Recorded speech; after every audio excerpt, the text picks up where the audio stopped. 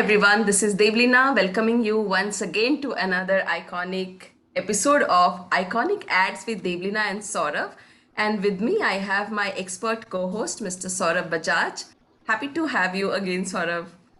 And I'm so happy to announce our guest for today, Ms. Aditi Anand, who is heading creative strategy for Coca Cola, India, and Southwest Asia. And she has worked with substantial companies like Flipkart, Airtel, Micromax, Nokia. So we have lots to talk, Aditi. And before we get into the conversation, I'll play the ad.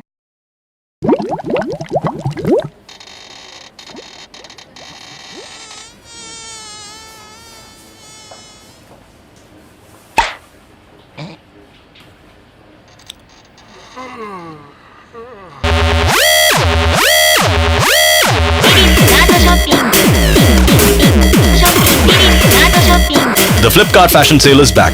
Up to 70% off on clothing, footwear, accessories, and more. Flipkart.com, the online megastore.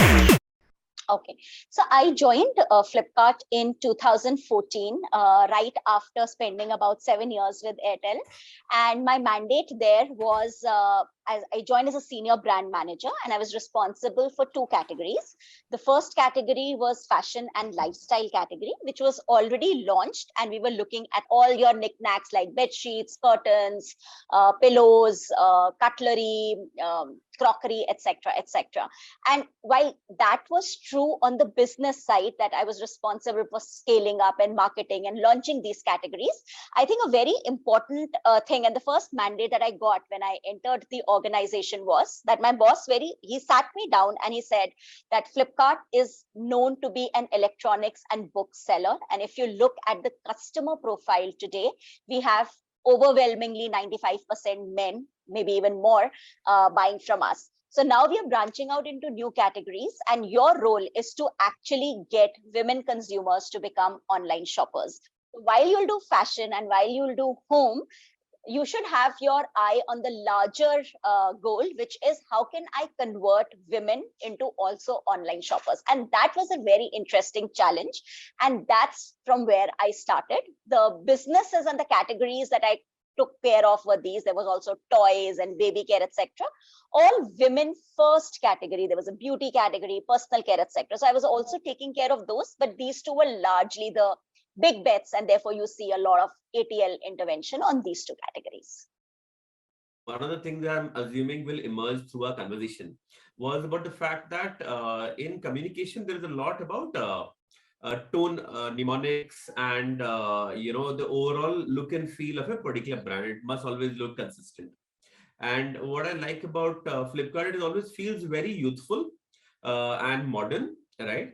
But in my head, it never looks very premium or affluent. It looks like a bit of the middle of the rung, is the way I see it. And it's my personal perspective. Yeah, it's like an everyday man's shopping destination. Yeah. So I wanted to understand whether one, is this deliberate? And second, I wanted to reflect on their mnemonics from the kid adults. So I'll try and answer all the questions, many questions there. I think your first question is that it doesn't feel premium. And is that deliberate, or is that something that just happened? I think it's deliberate, and it's deliberate because when e-commerce came in, I think we were already, as happens with any consumer technology product, the first wave of consumers are men, millennial, metro, the more affluent segment. But beyond a point, if you want to extend yourself and if you want to penetrate the market and get everybody on board, you need to be appealing to everybody. Second, Flipkart is not a product, it's a service. It's a retailer that sells products from the lowest price point. So the second is that Flipkart is not a product, it's a service brand, and it's a retailer, and a retailer offers you wide variety across different categories, starting from the lowest price band to the highest price band. So one particular imagery does not work because you are like a hypermart. You have across categories, across price bands, you have different things that you sell across price bands. Even if you go back and look at some of the Amazon advertising that happened at that point in time, whether it was Chongpur Ke Cheetah or it was Aur Dikhao, if you look at the semantics and the visual grammar, they were also trying to be and come across not as a premium international brand, but very Indian, speaking to Bharat. And the main reason behind that was that, both the brands and even Snapdeal and some others who were there at that point in time, they wanted to kind of come across as Indian for everyone, for the masses, have a wide variety, etc., etc. So that was one. On your question about kids and then moving away and dropping kids and moving to another youth territory, again, that was a call that was taken, a very deliberate call, and we had long discussions around this, and some of us agreed and some of us didn't.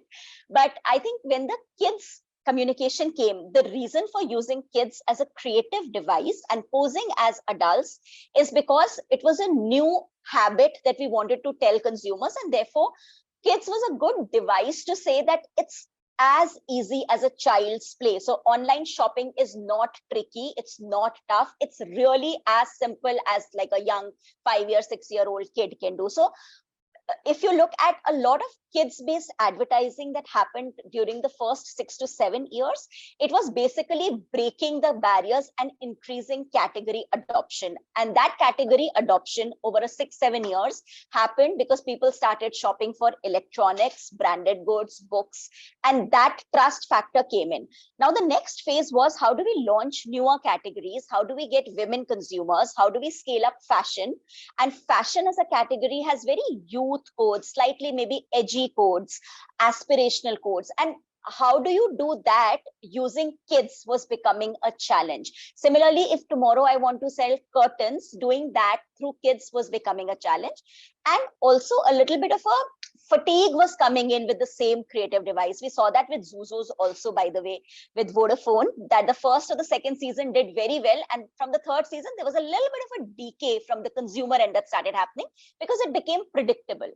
So that novelty around a particular creative device kind of goes away if you can't refresh it in a very good manner. So it was a very deliberate call taken to do away with kids and launch the couple of new categories, talking to women consumers, talking about propositions. And that's why the kids kind of went away and it became more youthful, and different kind of communication came into that. There was a third question also that you asked, I think around the blue bar, something around the blue bar. What was that question? Sorry. So one of the things that I notice is that the big thing for both these retailers, Amazon and Flipkart, is a lot about the sales. Yeah.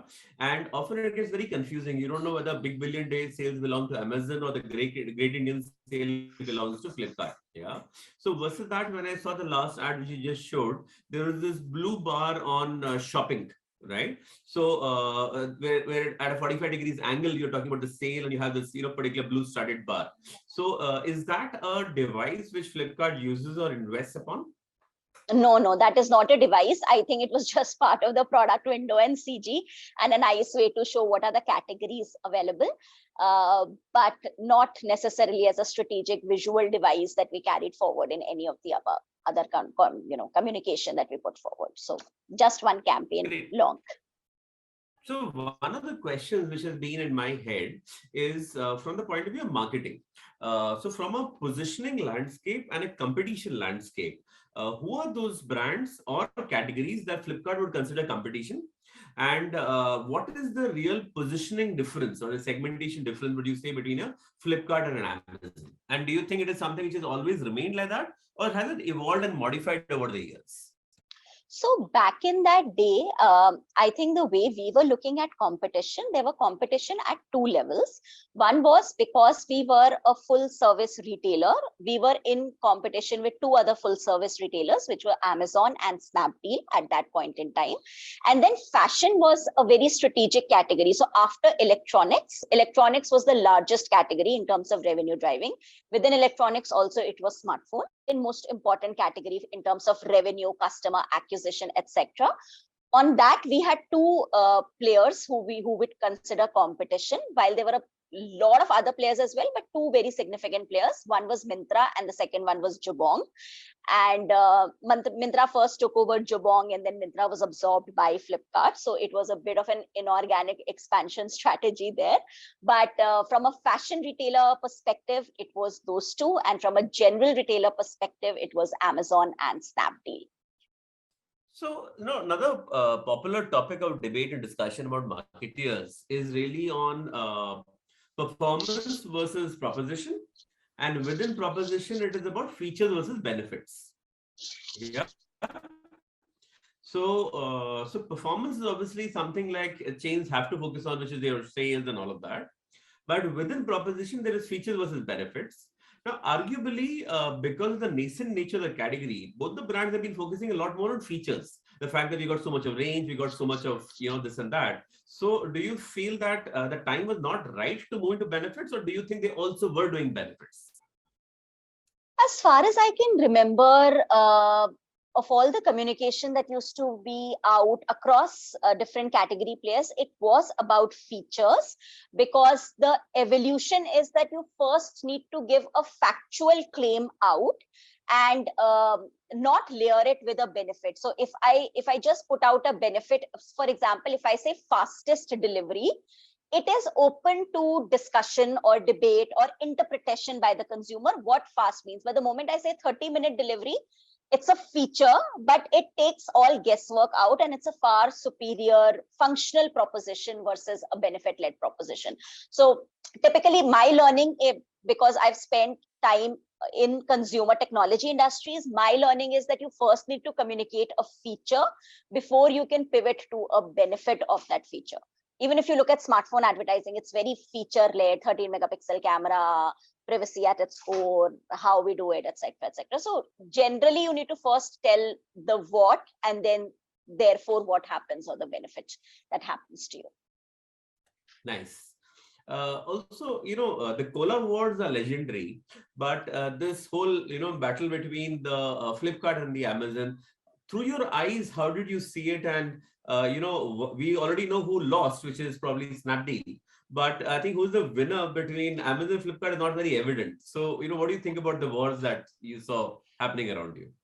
See, there was actually a period of these fierce wars, but they were not as fierce as the cola wars. So I do remember that when Jeff Bezos was coming to India for the first time in 2014, we made it a point, Flipkart made it a point, from the airport to the Amazon office, cover all the streets with Flipkart outdoors. And that's really cheeky, and I don't know whether it serves the consumer or not, but sometimes marketeers go on vanity trips like that. So we actually did that. And then there used to be that was the world of freshly discovered Twitter banters and trolls. So I also remember a big Twitter troll stroke banter happening between Flipkart, Amazon, and Snapdeal, where I think somebody put out, there was a empty, I don't remember it exactly, but from what I can recall, I think there was an empty Amazon packaging in the Flipkart reception. So somebody had called for something shopped from Amazon. Somebody took its picture and put it up saying that even Flipkart shops from Amazon, Flipsters shop from Amazon or something. And then Snapdeal jumped onto it, and then Flipkart replied, and then that became a big troll that got covered in various, marketing publications, etc. But those incidents are few and far between. I think two realizations that all e-commerce players had. One was that it was an unpenetrated market and there was headroom for everyone to grow. So there is a large ocean out there, and we really don't need to fight amongst ourselves. We really need to get more and more. So category expansion, market expansion was the key goal. So we didn't really waste much of our resources, energies to why, market leader position in terms of through advertising and such cheeky stuff. The second phase came of system unit economics. So while everybody was focusing in the earlier phases on gross merchandising value, which is basically how much you sell, everybody was bleeding red. And from as far as I know, the latest figures, both Amazon and Flipkart are still bleeding red. So they've not broke, like they're not even right now. So then the whole focus shifted on how can we make those deliveries more efficiently so that we're not losing. And that's where all the attention kind of shifted to do marketing more efficiently, to get business at a more efficient cost, etc. So not very legendary wars in that sense. Nice. So the other thing which is exciting for me is this power of focus. Again, if one uses the analogy or the reflection of Coke and Pepsi, right? Coke for the longest time was known to be more focused because they focused only on beverages, while a Pepsi expanded their focus into food as well with Frito-Lays. Yeah, but now this logic seems to be coming a bit full circle, because now you have a Coke saying that we are, only going to have only so much of a business of aerated beverages, and we're going to get into juices, but we are still going to focus on drinks only. Yeah. Yeah. Now, and those, that's pretty easy to empathize with because they are product companies, right? But with Flipkart and Amazon, this sort of a strategy where I see Flipkart as more desi, more Indian, and hence more value conscious, and hence if they're taking a call to focus on the larger ticket sizes, obviously it has sustainability and profitability at its root. Yeah. Versus an Amazon is trying to become more of a full service company, saying that, we'll also do groceries, because maybe you'll build loyalty because there are more trips to the home. And they are also, what I have noticed, a little bit more lax on returns. They probably lose a lot more money by trying to solve that consumer service battle more easily. So how do you think this is really playing out in their business sustainabilities? I mean, one, what's your reflection on this strategy, one versus the other? And second, what does your gut say is the right strategy forward? So you are right in your analysis. Flipkart is actually more focused on becoming a full service retailer, from quick commerce to everything under the hook. But they also have the payments, which is phone pay, and they've also diversified because they've taken up a Clear Trip, and I think Shopee is their social commerce wing, Shopsy or Shopee. So there is a realization that once you get the customer acquisition cost is extremely high and cost per sale is very high. So once you get a customer, you can always remarket and get him back through marketing levers, but that is an expensive way to live. So there should be a way in which we can lock in consumer and perhaps look at it more like a customer lifetime value equivalent. And the telecom industry does that really well, because you spend a little bit on acquisition, but then you really lock that consumer in for a while and for a couple of years, and you monetize and obviously get that value back. So in Airtel, we always used to look at a customer lifetime value, assuming that a particular customer with particular demographics coming in would stick with us for X value. We will upgrade him, etc., etc. And this is how the value chain will continue. For a retailer, especially a retailer, an e-tailer, which has so much of customer data sitting with them, they should be able to build loyalty programs. They should be able to build in programs, both in terms of marketing as well as product features, that locks the consumer in more than just the deal part, because those are, again, very expensive ways to live. I think what Amazon is doing, and I mean, it's well known that Amazon is doing, because they have a Prime program where they kind of lose money initially, but over time, Prime consumers spend more, they stick more, they come back more, etc. Similarly, the Prime video service as well as the faster delivery service, they're both so that you can lock in consumers. Amazon Pay is again another attempt so that you kind of, there are more reasons for consumers to come in. So retailers are looking for ways to kind of give core service plus so that there are more reasons for consumers to come back. And loyalty program is a typical example. Flipkart did pilot with a loyalty program back in the day, but we couldn't successfully launch or scale it because it was still a very nascent industry. I think Amazon with its Prime offering does that really, really well, because it's known that Prime consumers are high value shoppers and etc. And what they save in delivery charges, I think much more than that they spend. So it kind of evens out at some point in time. So that's basically the difference. I think it's a very different strategy, because Flipkart is still, the way I see it, and I could be wrong, but Flipkart is still in focusing on maximizing the basket size and giving consumers vast. Whereas Amazon, I think their whole DNA and ethos is on customer obsession and service. So they don't mind losing a bit of a money in the start, but they want to retain the consumer and give a very superior experience. And they are here for the long haul, because both the companies are extensively putting money behind their India operations. Flipkart is now owned by Walmart. And after that takeover happening, they did kind of become slightly more, I would say, prudent in marketing and becoming more efficient. But largely, if you look at even Walmart and what their model is, they're also largely a retailer. So it's the same, like they come with a retailer mindset, versus Amazon comes with a slightly more different mindset, where they're trying to be present at multiple consumer touch points. Another iconic brands and the conversation regarding Flipkart, one of my very favorite brand. So, Saurabh, what was the 3 takeaways and learnings from this particular conversation today? So, we have had, a conversation on Amazon in the past where we talked about Aur Dikhao, and now we've had a conversation on Flipkart. So for me, one of the most valuable parts was again understanding how the positionings and strategy for these brands are so different, which is very, very interesting to see. Yeah. Now, beyond that, if we go down to this advertising specifically, I think there were 3 key takeouts which I would like to, reflect upon. The first key takeout is the fact that as you expand your bouquet of offerings, and they were already strong in electronics and they were strong in books, but they wanted to get in a new cohort because they knew that largely men were doing the shopping. So they wanted to bring in women.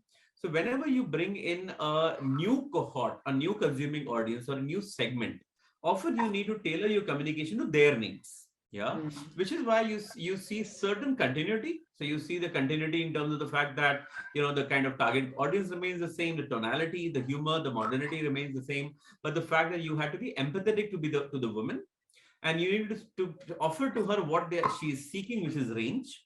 And I think that is what Flipkart did really well. So I think it's about the fact that with each new strategic task, you need to understand a new consumer and adopt a new tonality. The second for me was the reflection on the strategy between Amazon and Flipkart. And while Amazon wanted to expand their bouquet of offerings, Flipkart wanted to go into large products and large purchase sizes, which is why sales like Big Billion Day became so important for them. And hence, if you see the second piece of advertising, it was all about the sale commercial. And again, how they did that very logically in the right manner by reaching out to the right audience. Yeah. And the third part for me is about, what do you change and what do you retain? I mean, as a brand, Flipkart would have loved to retain the kid adults as the mnemonic, but they just did not fit at this particular point in time, because oftentimes the most lovable mnemonics can become jaded. And as we talked about the fact that they were becoming a bit jaded, which is why they had to shift out and look at something new there, right? And also for something like a new offering of curtains, talking to the homemaker, maybe all of that won't fit very well. Yeah. So hence about the fact that you build certain assets, but you need to evolve with them based on your brand tasks, right? So hence, in summary, the 3 things that I took out from this conversation is that understand your strategy. From the strategy comes out your brand opportunities, and from there comes the communication strategy. Second, you have an overall strategy which helps you understand the importance of driving business, the role of sales, and finally how mnemonics which you have built might have to evolve in line with your new tasks. So these for me were the key three learnings from this conversation. Wow, super. Thank you so much, Saurabh, for sharing these takeaways with us and with our viewers also. Yeah, I literally enjoy this part of the conversation every week. With Great. Looking forward to next week. Same here. So thank you for all the viewers and listeners for patiently listening to us and viewing us.